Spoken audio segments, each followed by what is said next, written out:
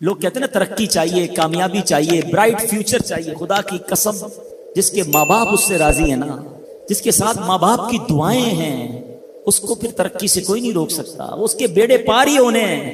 اور ساری دنیا واہ واہ کر رہی، ماں باپ پریشان ہے، وہ برباد ہی ہونا ہے. ماں باپ کو تنگ نہ کرو، بالخصوص ماں کی قدر کرو.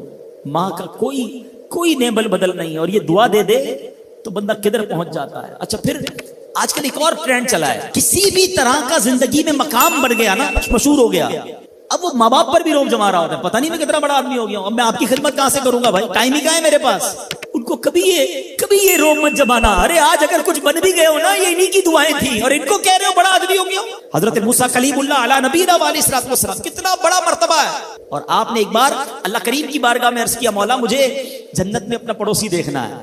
ارشاد کیا ہوا کہ اے موسیٰ، جنت میں تیرا جو پڑوسی ہے وہ ایک فلاں علاقے کا کسائی ہے. آپ حیران ہو گئے، آپ نے کہا مولا مجھے ملنا ہے.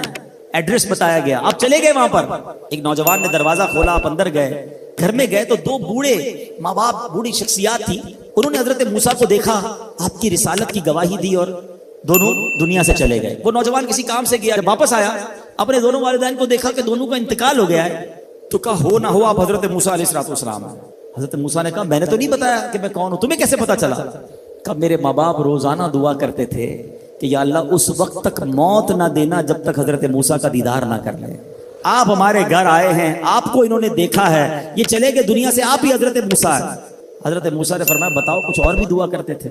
کہا ہاں، میں اپنے بوڑھے ماں باپ کیونکہ چبا نہیں سکتے تھے، روز ان کو دیوالے چبا چبا کر کھلاتا تھا. اور جب بھی کھانا کھلاتا تھا نا، میری ماں دعا کرتی تھی یا اللہ میرے بیٹے کو جنت میں موسیٰ کا پڑوسی بنا دینا.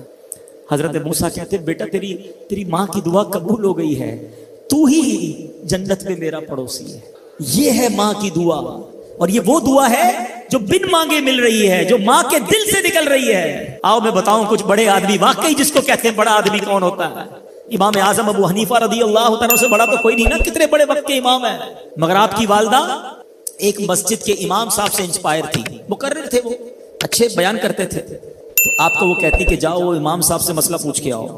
خود مفتی اعظم ہیں، امام ہیں کروڑوں حنفیوں کے. ماں کو یہ نہیں کہا کہ ماں پتہ نہیں میں کتنا بڑا مفتی ہوں، تم مجھے مسجد کے امام کے پاس بھیج رہی ہو. آج تو یہ ڈائریکٹ جواب دے دیتے ہیں نا، مجھے پتہ نہیں میں کون ہوں، مجھ سے بحث کر رہی ہو، اتنی کتابیں پڑھی. ماں تم نے تو پڑھا ہی کچھ نہیں. ابو جان آپ کو دنیا کا کیا پتا، مجھے پتا ہے.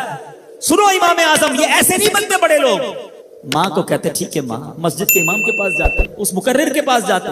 وہ کہتا حضور آپ مجھ سے مسئلہ پوچھنے آئے، آپ دنیا کو مسئلے بتاتے ہیں. کیا کروں، ماں نے بھیجا ہے. کہ حضور جو آپ بتا رہے ہیں مجھے آپ ہی مسئلے کا جواب بتا دیں، وہی میری طرف سے ماں کو بھی بتا دیں. ایک بار ماں نے کہا کہ میں خود جا کر پوچھوں گی، پھر بھی امام اعظم نے منع نہیں کیا. اچھا کئی میل کا سفر تھا. امام ابو یوسف کہتے ہیں ہم نے خود دیکھا کوفہ کی گلیوں میں کہ امام اعظم اس خچر یا اس سواری کے لگام تھامے ہوئے ہیں، ماں اس پر سوار ہے اور وہ بازار میں اسے لے کے جا رہے ہیں. ماں کو یہ نہیں کہا کہ ماں تم مجھے تکلیف دے رہی ہو، وہ میرا شاگردوں کا بھی شاگرد ہے، اس کو کیا پتا جو مجھے پتا ہے. اللہ اکبر. ماں جاتی ہیں، مسئلہ پوچھتی ہیں، واپس آتی ہیں. امام اعظم ماں کو کچھ نہیں کہتے. یہ ہوتا ہے ماں کی فرما برداری. آج دیکھو دنیا ان کے گن گا رہی ہے. سیدنا بایزید بستامی رضی اللہ تعالیٰ عنہ، کتنا بڑا نام ہے، اولیاء کے سردار ہیں. دیکھو ماں کی خدمت کیسی کرتے تھے. آپ کی والدہ نے سردیوں کی رات تھی، سخت سردی کی رات، آپ سے پانی مانگا. حضرت بایزید بستامی ماں کے پاس پیالہ لے کر گئے تو ماں سو گئی تھی. ماں کے سرہانے پیالہ لے کر کھڑے رہے، رات بھر کھڑے رہے سخت سردی میں. پانی تھوڑا سا آپ کی انگلیوں پر گرا تو وہ پانی برف بن چکا تھا. ماں کی آنکھ کھلی، دیکھا بایزید بستامی بستر کے کنارے کھڑے ہیں. کہ بیٹا کیوں کھڑے ہو؟ کہ ماں آپ نے رات پانی مانگا تھا نا، اس لیے کھڑا رہا کہ نہ جانے کب آنکھ کھل جائے. اب جب پانی دینے کے لیے پیالہ الگ کیا نا تو وہ برف چمڑی سے چپک چکی تھی، تو جب وہ برف الگ ہوئی نا ہاتھ سے خون نکلنے لگا. حضرت بایزید بستامی رحمت اللہ تعالی کی ماں نے جب یہ دیکھا نا کہ بیٹا ساری رات کھڑا رہا اور اب اس کا ہاتھ بھی لہو لہان ہو گیا. حضرت بایزید بستامی کی ماں نے پتہ اس رات کیا دعا دی؟ کہتی یا اللہ میں اس سے راضی ہوں، تو بھی اس سے راضی ہو جا. دیکھو کیا مقام ملا، اولیاء کرام کے سردار بن گئے. یہ وہ دعائیں ہیں جو دل سے نکلتی ہیں. ماں باپ کی خدمت ایسی کرو، اب کہو نا ان کے دل سے دعا نکلے. جب وہ دعا نکلے گی نا پھر وہ کام بننے آپ سوچ نہیں سکتے. ساری زندگی میں اور آپ دعا کرتے ہیں یا اللہ ہماری پکار سن لے، ہماری دعا سن لے. رمضان کی راتوں میں فرشتہ آواز لگاتا ہے کوئی مانگنے والا کہ اس کی دعا قبول کر لی جائے، ہے کوئی توبہ کا طلبگار اس کی توبہ قبول کی جائے. مگر سچ بتاؤ اس اسکیم سے کتنے لوگ فائدہ اٹھاتے ہیں؟ پھر رمضان کا پہلا عشرہ عشرہ رحمت، دوسرا عشرہ عشرہ مغفرت، آخری عشرہ جہنم سے آزادی کا عشرہ، آخری عشرے میں 5 تاک راتوں میں ایک رات، وہ جسے لیلۃ القدر کہا گیا، 1000 مہینوں سے بہتر رات. اللہ اکبر، کتنی مہربانی کی اللہ نے ہم پر. یعنی ہر وہ سامان کر دیا گیا کہ میرا بندہ بخشا جائے. مگر سچ بتاؤ جو اس میں بھی نہ بخشا گیا، جو اس میں بھی غفلت کر لے، تو اس کا کیا بنے گا؟ نہیں، پلیز اس آفر کو ضائع مت کرنا. دیکھیں ہمیں نہیں پتا پھر رمضان ملے نہ ملے. پچھلے سال کئی لوگ تھے جو ہمارے ساتھ تھے، اس سال نہیں ہے. کیا پتا اگلے سال ہم رمضان میں نہ ہو، ہمارے بارے میں باتیں ہوں کہ یار ہمارے ساتھ تھا ہمارا بھائی، اب نہیں ہے. تو اس رمضان کو غنیمت جاننا ہے، اپنی زندگی میں تبدیلی لائیں. زندگی پڑی ہے کھانے گھومنے پھرنے کمانے کے لیے. لوگ رمضان میں پیسے کمانے کی پلاننگ کرتے ہیں. نہیں، ساری زندگی پڑی ہے یار یہ کام کرنے کے لیے. اس مہینے میں عبادت، اللہ کو راضی کرنا ہے. اتنے گناہ ہیں، اتنی خطائیں، اب تو توبہ کرنی ہے نا. کہ رمضان میں نمازیں پڑھوں اور عبادتیں کروں. رمضان میں نیت کریں کہ ساری نمازیں باجماعت پڑھیں اور پوری تراویح پڑھیں. ہاں یہ بڑی گڑبڑ ہو گئی ہے آج کل، لوگ تراویح میں ڈنڈی مارنا لگ گئے. ایک تو ٹرینڈ آ گیا 3 روزہ تراویح، 5 روزہ تراویح، 7 روزہ تراویح. ٹھیک ہے اگر آپ 3 روزہ 5 روزہ پڑھ رہے ہیں، لیکن اس کا مطلب یہ نہیں کہ اس کے بعد باقی تراویح معاف ہو گئی ہے. تراویح چاند رات تک، عید کی چاند نظر آنے سے پہلے پڑھنی ہے. جس دن چاند نظر آ گیا اس دن نہیں پڑھنی، باقی پڑھنی ہے. اور 20 رکعت پوری پڑھنی ہے کہ یہ سنت مؤکدہ ہے. اچھا اس کے علاوہ سمجھیے نا، حدیث پاک میں آتا ہے جس کا مضمون ہے کہ جو رمضان میں ایک سجدہ کرے اس کو ایک سجدے کے بدلے 1500 نیکیاں ملیں گی. ہر سجدے پر جنت میں سرخ یاقوت کا محل عطا فرمایا جائے گا. اور فرمایا ایک درخت ایسا اسے جنت میں دیا جائے گا، اس کا سایہ اتنا بڑا ہوگا، اس کی ڈائمنشن اتنی بڑی ہوگی کہ گھڑ سوار یعنی ہارس رائڈر 500 سال تک دوڑتا رہے اس کا سایہ ختم نہیں ہوگا، یا اتنا سایہ ہوگا. اب مجھے بتاؤ یہ ہر سجدے پر انعام ہے. مبارک ہونے جو پوری تراویح پڑھتے ہیں. 20 تراویح پڑھیں تو کتنے سجدے ہو گئے؟ 40 سجدے ہو گئے. 40 سجدے پر 1500 نیکیاں ملے تو 60,000 نیکیاں. 40 جنت کے گھر، 40 جنت کے درخت ملتے ہیں اس کو جو پوری تراویح پڑھتا ہے. اب کچھ لوگوں نے 8 پڑھ کے چلے جانا ہے تو خود سوچے کتنا بڑا لاس کر رہے ہو اپنا. جو پڑھتے ہی نہیں وہ خود سوچے میں کتنا. بلکہ میں تو کہتا ہوں صرف تراویح کیوں، تہجد پڑھنا رمضان میں آسان ہو جاتا ہے. بندہ جو ہے وہ سحری میں تو اٹھتا ہی ہے تو 2 رکعت تہجد پڑھ لے، 4 رکعت پڑھ لے، 12 رکعت تک پڑھی جا سکتی ہے. اللہ بس توفیق دے، ذہن مل جائے. اور سحری کے وقت دعا کرنا یہ خاص دعا کی قبولیت کا وقت ہے. اللہ کریم قرآن مجید میں کیا ارشاد فرماتا ہے؟ وَبِالْأَسْحَارِ هُمْ يَسْتَغْفِرُونَ، اور رات کے آخری پہروں میں بخشش مانگتے ہیں. یہ نیک لوگوں کا وصف قرآن میں بیان کیا. سحری میں اٹھے ایک تسبیح استغفار کی بھی پڑھ لیں، استغفر اللہ استغفر اللہ استغفر، دعا کریں اور پھر سحری کر لیں. 10 منٹ پہلے اٹھ جائیں نا. یعنی ایک سجدے پر اگر مجھے ایک جنت کا گھر مل رہا ہے، جنت کا درخت مل رہا ہے، 1500 نیکیاں مل رہی ہیں، تو کیوں سستی کرنی ہے؟ ساری رات گھومنا پھرنا، کرکٹ کھیلنا، پتہ نہیں کھانا پینا، اسی میں قوم لگی ہوئی ہے. نہ کریں ایسا. ساری زندگی آپ کھا پی سکتے ہیں، رمضان اس لیے نہیں ہے. پلیز اچھے کام بھی کروں، گناہوں سے بھی بچوں. ماہ رمضان رحمتوں کی کان، مغفرت کا پیغام ہمارے درمیان ہے. روزہ جب انسان رکھتا ہے تو کچھ نڈھال محسوس کرتا ہے. خاص طور پر جب افطار کا وقت آتا ہے تو پیاس سے زبان سوکھتی ہے، اور بعض اوقات بندہ کبھی کبھی تھوڑی دیر بعد گھڑی دیکھتا ہے کہ اب کتنی دیر باقی ہے کہ جب میں کھاؤں گا، جب میں پی سکوں گا. یہاں 2-3 باتیں بڑی لطیف ہیں، بڑی خوبصورت ہے. پہلی بات تو یہ کہ اس میں جو بندگی ہے نا، جو اللہ سے محبت نظر آتی ہے کہ سامنے پانی موجود ہے، کھانا بھی موجود ہے، مگر میرے رب کا حکم ابھی تک نہیں ہوا ہے، ابھی افطار کا وقت نہیں ہوا ہے. اس سے انسان کی اللہ سے محبت چھلکتی ہے کہ بندہ اللہ کو راضی کرنے کے لیے کھانے سے بھی رک گیا، پینے سے بھی رک گیا، اپنی خواہشات سے بھی رک گیا. اور روزے کے فضائل کتنے ہیں! یہ اتنا زبردست نیکی کا کام ہے. یہ پورا جسم سمجھ لیں عبادت کر رہا ہے. آپ کی پوری باڈی جو ہے نا وہ اس وقت عبادت میں مصروف ہے، کیونکہ باڈی کی جو نیڈ پوری ہوتی ہے وہ پانی سے ہوتی ہے، کھانے سے ہوتی ہے، اس سے آپ رکے ہوئے ہیں. تو گویا انسان کا پورا جسم اللہ کی عبادت میں مصروف ہے. بدقسمتی سے کئی لوگ ایسے اب سنتے ہیں کہ روزہ رکھنے میں سستی کرتے ہیں، تو وہ بھی سستی نہ کریں. کہ روزے کے بارے میں سنیے کہ کیسے کیسے فضائل احادیث میں آئے. نبی پاک علیہ الصلوۃ والسلام فرماتے کہ بے شک جنت میں ایک دروازہ ہے جس کو ریان کہا جاتا ہے، اس سے قیامت کے دن صرف روزہ دار داخل ہوں گے اور کوئی داخل نہیں ہوگا. اسپیشل ڈور ہوگا جنت کا. آپ دیکھتے ہیں کبھی کبھی ایئرپورٹ پر جاتے ہیں یا کسی جگہ جاتے ہیں, ایک وی آئی پی گیٹ ہوتا ہے اور اس وی آئی پی گیٹ سے لوگ داخل ہوتے ہیں جو وی آئی پیز ہوتے ہیں. تو اے روزہ داروں تمہیں مبارک ہو کہ جنت میں وہ دروازہ ہوگا جس کو باب الریان کہا جاتا ہے, اور اس سے روزہ دار جنت میں داخل ہوں گے. اور قیامت کے دن ایک اناؤنسمنٹ ہوگا, کہا جائے گا روزے دار کہاں ہیں, وہ لوگ کھڑے ہوں گے, ان کے علاوہ کوئی اس دروازے سے داخل نہ ہوگا. جب یہ داخل ہو جائیں گے نا تو جنت کا وہ ڈور, وہ دروازہ بند کر دیا جائے گا. اس دن ان لوگوں کو کتنی افسوس ہوگا, کتنی حسرت ہوگی جو رمضان کے روزے نہیں رکھتے ہوں گے. بلکہ ہمیں تو یہ چاہیے کہ صرف رمضان کے روزے نہیں, ہم اس کے بعد بھی نفلی روزوں کی بھی کوشش کیا کریں. ہر پیر کو روزہ رکھنا سنت ہے. اچھا ایک اور فائدہ دیکھیں, جو پورا سال کچھ نہ کچھ نفلی روزے رکھتا ہے نا, اس کو رمضان کے روزوں میں اتنی پرابلم نہیں ہوتی, کیونکہ وہ عادی ہوتا ہے. Suddenly all of the sudden پورا سال گزرنے کے بعد جو اچانک روزے رکھنا شروع کرتے ہیں, ان کو زیادہ بعض اوقات روزہ جو ہے وہ فیل ہوتا ہے. بہرحال نبی پاک علیہ الصلوۃ والسلام کا ایک اور فرمان سنیں, اے روزہ دارو تمہیں مبارک ہو. میرے آقا فرماتے جس نے رمضان کا روزہ رکھا اور اس کی حدود کو پہچانا اور جس چیز سے بچنا چاہیے اس سے بچا, تو جو کچھ گناہ پہلے کر چکا ہے اس کا کفارہ ہو گیا. یعنی روزہ پچھلے گناہوں کا کفارہ ہے. روزے کی ایک اور شاندار فضیلت, نبی پاک فرماتے جس نے ایک دن کا روزہ رکھا, اللہ عز و جل کی رضا حاصل کرنے کے لیے اللہ عز و جل اسے جہنم سے اتنا دور کر دے گا جتنا ایک کوا جو بچپن سے اڑنا شروع کرے یہاں تک کہ بوڑھا ہو کر مر جائے. اچھا کوے کی عمر بتائی جاتی ہے کہ 500 سال ہوتی ہے. 500 سال تک پرندہ اڑے گا تو کتنا دور ہوگا, اللہ ایک روزہ رکھنے والے کو جہنم سے اتنا دور کر دے گا.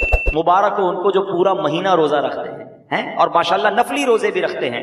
ایک اور خوبصورت بات, میرے آقا علیہ الصلوۃ والسلام فرماتے ہیں ہر شے کے لیے زکوٰۃ ہے, اور جسم کی زکوٰۃ روزہ ہے, اور روزہ آدھا صبر ہے. اللہ اکبر. یعنی آپ کی باڈی کی زکوٰۃ ادا ہو رہی ہے کہ جب آپ رمضان میں روزے رکھ رہے ہیں.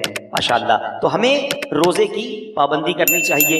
ایک اور حدیث سن لے, پھر میں انشاءاللہ روزے کے کچھ احکام بیان کرتا ہوں, اور یہ بڑی کمال کی حدیث ہے. نبی پاک علیہ الصلوۃ والسلام نے فرمایا کہ قیامت والے دن روزہ داروں کے لیے ایک سونے کا دسترخوان رکھا جائے گا جس سے وہ کھائیں گے, حالانکہ لوگ حساب کتاب کے منتظر ہوں گے. اب ذرا سوچئے, آج بھوک لگ رہی ہے, پیاس لگ رہی ہے, کھانے سے رکے ہو نا, اس دن جب لوگوں کو حساب کتاب دینا ہوگا, قیامت کے دن لوگ حساب کتاب دے رہے ہوں گے, مگر جو روزہ دار ہوں گے ان کو قیامت کے دن جنتی دسترخوان لگا کر وہاں کھانا کھلایا جا رہا ہوگا. اس کا مطلب کیا ہوا, ادھر بھوکے رہ جاؤ ادھر نعمتیں ملیں گی, اگر ادھر کھانا ہے ادھر روزہ نہیں رکھنا ہے تو ادھر کی محرومی ہے. اب آپ کی مرضی ہے, چوز کیا کرنا ہے, سلیکٹ کیا کرنا ہے. اچھا روزے کی بہت ساری خوبصورتیوں میں ایک اور بڑی کمال کی خوبصورتی کیا ہے کہ بندے کا جو اللہ پر ایمان ہے نا, اس کا لیول بہت ہائی ہو جاتا ہے. آپ ذرا غور کریں, دنیا میں کروڑوں لوگ روزہ رکھ رہے ہیں, ٹھیک ہے, آپ کے ساتھ بھی ایسا ہوا ہوگا, آپ گھر میں اکیلے ہوں گے, پانی سامنے موجود ہے, فریج کے اندر فروٹ بھی کٹا ہوا ہے. کوئی ایک مسلمان ایسا ہے جو اکیلے میں چھپ کر پانی پی لیتا ہو, کوئی ایک فروٹ کھا لیتا ہو, کوئی نہیں دیکھ رہا نا, چلو کوئی بات نہیں. وجہ واٹ از دا ریزن, یہاں تک کہ ہم جب وضو کر رہے ہوتے ہیں ہم اس وقت بھی احتیاط کر رہے ہوتے ہیں کہ کلی زور سے نہ ہو جائے, کہیں حلق کے نیچے پانی نہ چلا جائے. ناک پہ پانی چڑھاتے وقت بھی احتیاط کرتے ہیں کہ ناک کی ہڈی سے اوپر چلا گیا تو روزہ ٹوٹ جائے گا. یہ کیوں؟ حالانکہ وضو خانے پہ کسی کو بھی نہیں پتا چلے گا, میں 1-2 چلو پانی پی لوں, لیکن ہم سب کا خیال کیا ہے, اللہ دیکھ رہا ہے. یہی ہے نا دل میں کہ کوئی نہیں دیکھ رہا مگر رب دیکھ رہا ہے. اب ذرا غور کرو میرے پیارے اسلامی بھائیوں, رمضان ساری دنیا کے مسلمانوں کا لیول آف ایمان ادھر لے جاتا ہے کہ تم اکیلے میں کھانا نہیں کھا رہے کیونکہ اللہ دیکھ رہا ہے. تو اب سوال یہ ہے کہ جب اللہ رمضان میں دیکھ رہا ہے تو کیا رمضان کے بعد نہیں دیکھ رہا؟ حلال کھانے سے رک گئے کیونکہ افطار کا وقت نہیں ہوا, مگر بندہ پھر حرام دیکھنے سے کیوں نہیں رکتا کہ اللہ دیکھ رہا ہے؟ اکیلے میں گناہ کرتے وقت یہ خیال کیوں نہیں آتا کہ رب دیکھ رہا ہے؟ ایکچولی رمضان ہماری پوری پریکٹس کروا رہا ہے کہ دیکھو, جب پورے رمضان تم یہ خیال دل میں بٹھائے رکھتے ہو کہ اکیلے میں کھانا نہیں ہے, پینا نہیں ہے, رب دیکھ رہا ہے, تو پھر رمضان میں بھی اور رمضان کے بعد بھی حرام کماتے وقت بھی سوچو نا اللہ دیکھ رہا ہے, حرام بولتے وقت بھی سوچو اللہ دیکھ رہا ہے, حرام سنتے وقت بھی سوچو اللہ دیکھ رہا ہے. تو انشاءاللہ اگر یہ پریکٹس بن گئی کہ اللہ دیکھ رہا ہے تو پھر گناہ کرنے کی عادت چھپ سکتی ہے. اللہ مجھے بھی اور آپ کو بھی یہ خیال ایسا عطا کر دے کہ جب بھی برائی کی طرف جانے کو جی چاہے دل سے صدا آئے کہ اللہ دیکھ رہا ہے. بالکل اسی طرح میرے پیارے اسلامی بھائیوں, رمضان میں جو ہم روزہ رکھتے ہیں اور چیزوں کی جزا بیان ہوئی ہے کہ بھائی اس کے بدلے جنت کا گھر ملے گا، جنت کے درخت ملیں گے، جنتی کھانے ملیں گے۔ اب آؤ روزے کی ایک اور فضیلت سنو۔ میرا کوئی بھائی، میری کوئی بہن روزہ کبھی قضا نہ کرے، روزہ قضا کرنے کا خیال بھی آئے تو دل میں یہ نہ لائے۔ لوگ کہتے ہیں یار کام کاج بہت ہوتا ہے، نوکری مجھے کرنی ہوتی ہے۔ دیکھو کام کم کر دینا، کاروبار کم کر دینا، تھوڑے پیسے کم کما لینا، مگر روزہ مت چھوڑنا، کیونکہ اب جو میں فضیلت بتانے جا رہا ہوں نا، میں نے اب تک کسی اور عمل کی یہ فضیلت نہیں پڑھی ہے، کیونکہ نبی پاک علیہ الصلوۃ والسلام فرماتے ہیں کہ اللہ فرماتا ہے، یعنی یہ حدیث قدسی بھی ہے، اللہ فرماتا ہے فَإِنَّهُ لِي وَأَنَا أَجْزِي بِهِ، اللہ فرماتا ہے روزہ میرے لیے ہے اور اس کی جزا میں خود دوں گا۔ باقی چیزوں کی جزا رب فرشتوں کے ذریعے عطا فرماتا ہے، مگر روزہ دار کے لیے رب نے فرمایا اس کی جزا میں خود عطا فرماؤں گا۔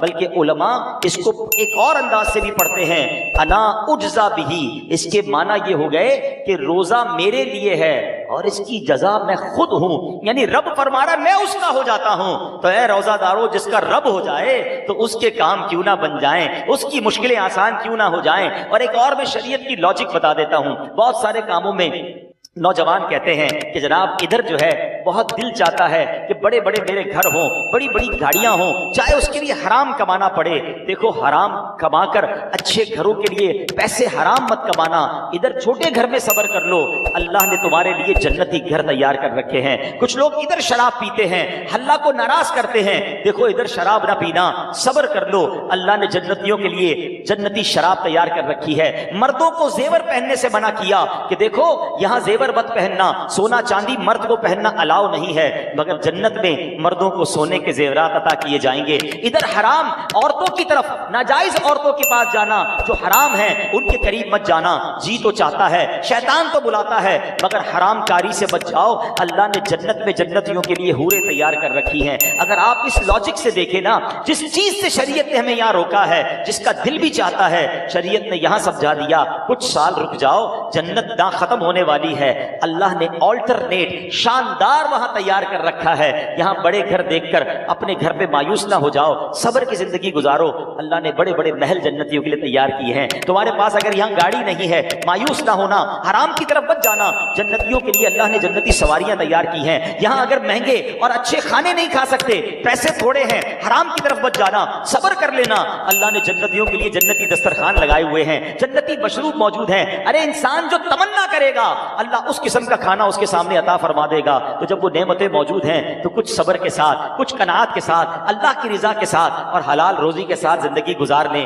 انشاءاللہ دنیا بھی بہتر ہوگی اور آخرت بھی بہتر ہو جائے گی۔ اب میں چاہوں گا کہ بیان میں کچھ روزے کے اہم مسائل بھی ہم سن لیں۔ بعض اوقات کچھ روزہ داروں کو کنفیوژن ہوتی ہے۔ سب سے پہلے تو یہ سمجھ لیں کہ افطار اور سحری کا ٹائم جو بھی آخری ٹائم ہے، جو کراچی میں ہے یا باہر مجھے سن رہے ہیں، ہمیشہ یاد رکھیں اذان کا انتظار نہیں کرنا۔